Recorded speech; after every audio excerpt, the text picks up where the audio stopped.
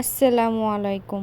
তো আমি থাকি সৌদি আরবে। তো অনেকেই কিন্তু জিজ্ঞেস করে যে ওখানে কিন্তু অনেক ধরনের ফল পাওয়া যায়। সেই ফলগুলো খেয়ে কি বাচ্চা হয়? হ্যাঁ, ইনশাআল্লাহ বাচ্চা হয়। এই ফলটার নাম হচ্ছে নাবি বটিও বলা যায়, আর জুরায়াট ফ্রুট সার্চ করলেই কিন্তু পাওয়া যায়।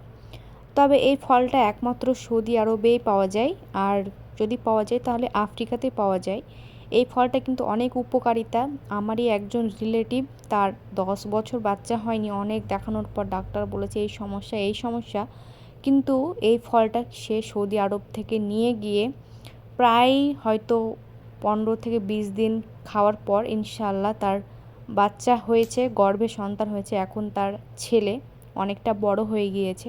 তো এই ফলটা খুবই শক্ত। এই ফলটা কি করে খেতে হয় না খেতে হয়, যদি আপনারা চান এই ফলটার কীরকম করে প্রসেসিং করে খেতে হয় সেই ভিডিওটা আমি আপলোড করব, অবশ্যই কমেন্ট করে জানাবেন।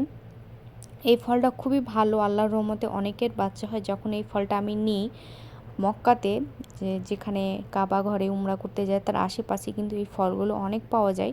তাদেরকে জিজ্ঞেস করে নিয়েছিলাম, তারা বলেছিল হ্যাঁ এই ফলটা খেয়ে অনেক কারো বাচ্চা হয়েছে বা হয়, এটা আল্লাহর রহমতে আল্লাহর দেওয়া একটা ফল।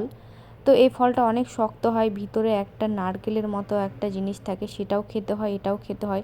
তো এর কি করে প্রসেসিং খেতে হয় না খেতে হয় তো অবশ্যই আমি ভিডিও আপলোড করব, যদি আপনারা কমেন্ট করে জানান যে কি করে খেতে হয়। তো এই ফলটা খুবই ভালো। এই ফলটার অনেক উপকারিতা রয়েছে, সাইড ইফেক্ট সেরকম কোনো কিছুই নেই এই ফলটা।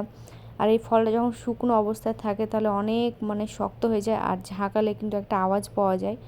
তো কি করে খেতে হয় অবশ্যই আমি জানাবো।